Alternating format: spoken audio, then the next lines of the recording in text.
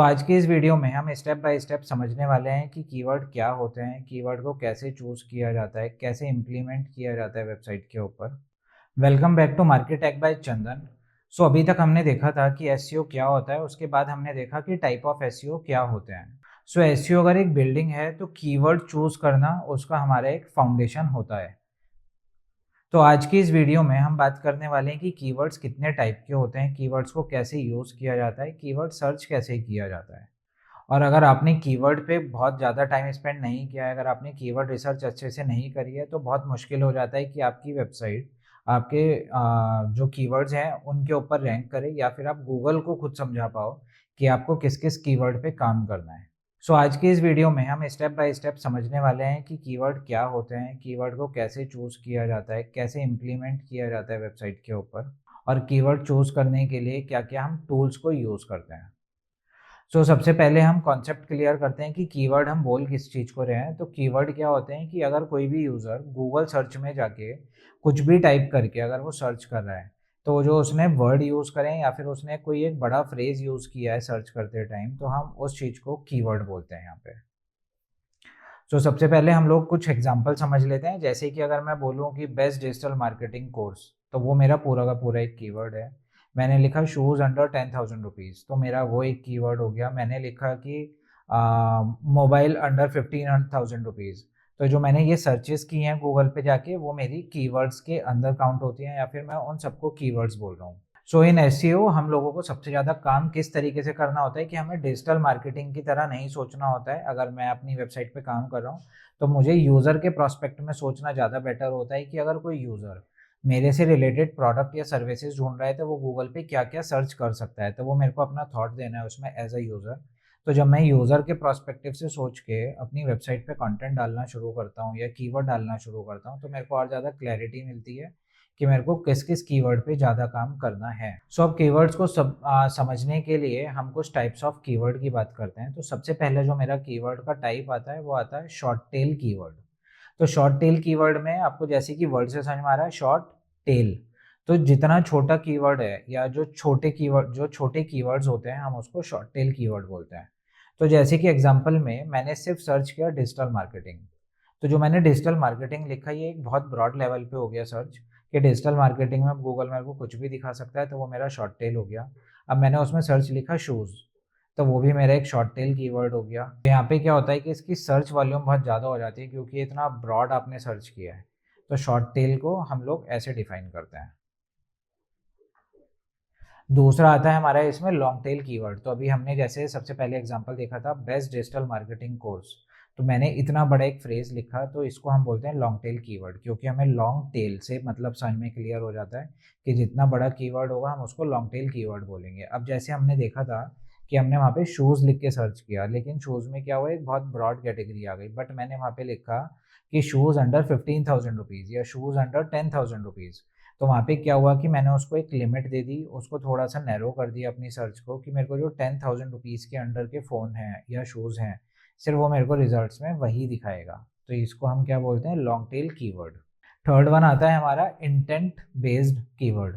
तो यहाँ पे हम लोग यूज़र की इंटेंट को देख रहे हैं कि इंटेंट क्या हुआ उसका। तो जैसे कि हम इसको एक एग्जांपल से समझते हैं कि इंटेंट बेस्ड कीवर्ड क्या होता है, कि किसी ने लिखा व्हाट इज एसईओ, तो इसका मतलब क्या हुआ कि वो एसईओ के बारे में समझना चाह रहा है, तो इसका मतलब उसको सिर्फ इंफॉर्मेशन चाहिए। तो यहाँ पे उसका जो इंटेंट हुआ वो हुआ इंफॉर्मेटिव। दूसरा उसने सर्च किया कि लुकिंग फॉर एसईओ एजेंसी, तो यहाँ पे क्या हुआ कि उसको सर्विसेज लेनी है। तो उसका इंटेंट क्या हुआ यहाँ पे, बाइंग इंटेंट, कि उसको मार्केटिंग एजेंसी से सर्च इंजन ऑप्टिमाइजेशन कराने की कुछ सर्विसेज चाहिए। तो वहाँ पे हमको उसका इंटेंट क्लियर हो गया। एसईओ में इंटेंट समझना बहुत इंपॉर्टेंट होता है, कि अगर आपकी कोई ई कॉमर्स की वेबसाइट है, तो ऑब्वियस है कि आपको लगेगा कि जो यूज़र आ रहा है वो उसी इंटेंट से आए कि उसको प्रोडक्ट परचेज करना है। तो वहाँ पे हम लोग कैसे उसके मेटा टाइटल्स को सेट करते हैं, बाई वर्ड यूज़ कर देते हैं उससे पहले कि हाँ उसको बाई ही करना है, तो तभी वो मेरी ई कॉमर्स की वेबसाइट पे आएगा। अगर मेरी इन्फॉर्मेटिव वेबसाइट है, या मैं जहाँ सिर्फ और सिर्फ डिजिटल मार्केटिंग के ब्लॉग्स को पब्लिश कर रहा हूँ, बट मैं कुछ सेल नहीं कर रहा, तो वहाँ पे क्या होता है कि हम लोग वहाँ पे लिख देते हैं कि जैसे व्हाट इज़ एसईओ, तो वहाँ पे उसका इंटेंट क्लियर हो गया कि उसको सिर्फ इन्फॉर्मेशन चाहिए, और मैं उसको मोस्ट वेलकम करूँगा कि हाँ आप आओ और ब्लॉग को पढ़ो। तो ये होते हैं हमारे इंटेंट बेस्ड कीवर्ड्स। अब आता है हमारा कि कीवर्ड रिसर्च के प्रोसेस क्या-क्या होते हैं। तो सबसे पहले हमारा जो प्रैक्टिकल पार्ट आता है, वो आता है कि टॉपिक सेलेक्ट करो। सबसे पहले अपने नीश या टॉपिक को डिसाइड किया जाता है। तो जैसे कि अगर मैंने यहाँ पे डिसाइड कर लिया कि मैं अपनी एक वेबसाइट बना रहा हूँ, जहाँ पे मुझे सिर्फ़ और सिर्फ डिजिटल मार्केटिंग से रिलेटेड ही बात करनी है, या फिर उसी से रिलेटेड मुझे अपने ब्लॉग्स को डालना है। तो यहाँ पे मेरा इंटेंट क्लियर हो गया कि मेरे को जो है इन्फॉर्मेटिव कीवर्ड्स पे ही काम करना है, कि वहाँ पे मैं इन्फॉर्मेशन दे रहा हूँ, what is digital marketing, what is traditional marketing, what is SEO. तो इन सब चीज़ों के ही बारे में वहाँ पे बात करूँगा। तो यहाँ पे सेकंड पार्ट क्या आता है, सीड कीवर्ड्स को फाइंड करना है। तो अब मेरे को पता चल गया कि व्हाट इज़ एसईओ। तो मैं यहाँ पे क्या कर रहा हूँ कि मैं अपनी जो वेबसाइट में जो मैंने ब्लॉग पब्लिश किया, मैं वहाँ सिर्फ बात करूँगा what is SEO, what is SEO. तो मैं वहाँ पे वो टाइटल में भी यूज़ कर रहा हूँ, डिस्क्रिप्शन में भी यूज़ कर रहा हूँ, कंटेंट में भी यूज़ कर रहा हूँ। तो वहाँ पे गूगल को समझ में आता है कि हाँ, इसका जो इंटेंट है वो सिर्फ और सिर्फ इन्फॉर्मेशन देने का है अबाउट एसईओ। ओके, सो अब हर कोई तो ये सर्च नहीं करेगा ना कि what is SEO, what is SEO, what is SEO. तो हो सकता है कि उसमें मेरे को बहुत सारे कीवर्ड्स के कॉम्बिनेशन बनाने पड़े। तो जैसे अभी हमारा एक तो मेन हो गया कि जो मेरा प्राइमरी कीवर्ड हुआ वो हो गया मेरा व्हाट इज़ एसईओ। ठीक है, अब कोई लिख हो सकता है कोई सर्च करे what is search engine optimization. अब कोई हिंदी में लिख के सर्च कर सकता है सर्च इंजन ऑप्टिमाइज़ेशन क्या होता है, या एसईओ क्या होता है। तो इस तरीके के हमें कुछ कॉम्बिनेशंस बनाने होते हैं कि सर्च इंजन ऑप्टिमाइज़ेशन के बारे में अगर मैं बात कर रहा हूँ, तो लोग किस-किस तरीके से उसको सर्च कर सकते हैं। तो ये एक स्ट्रैटेजिक प्रोसेस था जो अभी हमने बात किया कि अगर मैं अपनी वेबसाइट में, ब्लॉग में जब काम करना शुरू कर रहा हूँ, तो सबसे पहले मैंने नीश सेलेक्ट किया। फिर उसके बाद मैंने देखा कि अब उससे जो इंटेंट था वो क्या था, तो उसके बेसिस पे मैंने कीवर्ड्स बनाए। फिर मैंने उसके कुछ कॉम्बिनेशंस बनाए जो कि मैंने उस ब्लॉग के अंदर उसको इम्प्लीमेंट करने शुरू करे। तो गूगल को वहाँ से सारी चीज़ें समझ में आ गई कि क्या इंटेंट है, किस टाइप की ऑडियंस चाहिए और कहाँ पे इसको रैंक कराना है। अब बात करते हैं हम इंट्रोडक्शन ऑफ कीवर्ड टूल्स।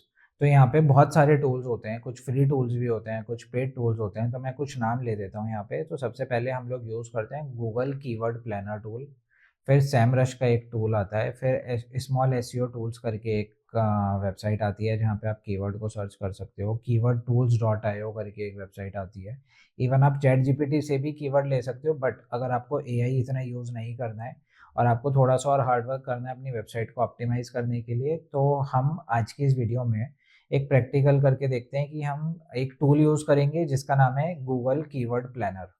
तो चलिए हम चलते हैं पहले सीधा स्क्रीन पे, इस पूरे के पूरे टूल को हम समझते हैं कि ये काम कैसे करता है, कैसे इसके ऊपर अकाउंट क्रिएट किया जाता है और किस तरीके से हम इसको यूटिलाइज़ कर सकते हैं। सबसे पहले हम लोग गूगल पे जाते हैं। गूगल पे हमने टाइप किया गूगल कीवर्ड प्लानर। जब हमने सर्च किया तो सबसे ऊपर यहाँ पे आ गया search keywords for campaign with keyword planner. तो हम यहाँ पे क्लिक करेंगे। क्लिक करने के बाद मेरे को यहाँ पे साइन इन करना है।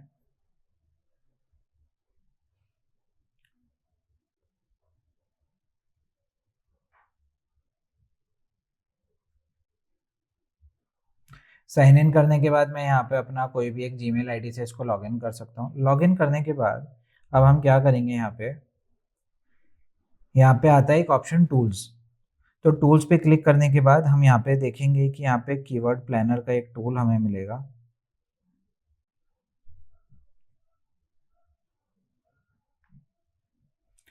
तो हमने देखा यहाँ पे टूल्स आया, टूल्स के अंदर प्लानिंग, और प्लानिंग के अंदर हमें यहाँ पे दिख रहा है कीवर्ड प्लानर। गूगल का कीवर्ड प्लानर बिल्कुल फ्री टूल है, यहाँ पे आपको कोई पेमेंट नहीं करनी होती है।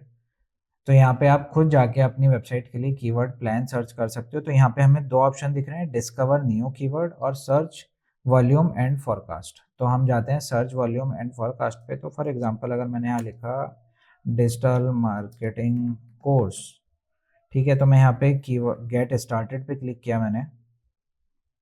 अब देखिए यहाँ पे इसने मेरे को क्या क्या ऑप्शन दिए हैं कि मैं यहाँ पे सर्च कर सकता हूँ कि मेरे को सिर्फ गूगल चाहिए या फिर गूगल एंड सर्च पार्टनर्स की वेबसाइट पे भी चाहिए। तो मैं यहाँ पे कर देता हूँ गूगल सर्च पार्टनर्स, और इसने जनवरी 2025 टू दिसंबर 2025 तक के मुझे रिजल्ट शो कर दिए हैं।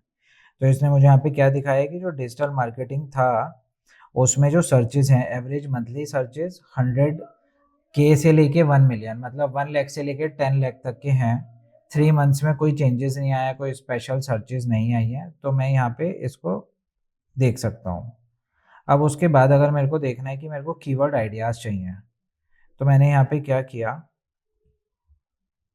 मैं डिस्कवर न्यू कीवर्ड्स पे जाता हूँ, उसके बाद मैं यहाँ पे लिखता हूँ कि अगर मेरे को और कीवर्ड्स पे भी काम करना है तो मैं यहाँ पे टाइप करूँगा डिजिटल मार्केटिंग कोर्स। उसके बाद मैं यहाँ पे इसको सर्च कर देता हूँ। मेरे को और कीवर्ड लिखना है तो मैं यहाँ वो भी लिख सकता हूँ, what is SEO, what is search engine optimization. ठीक है।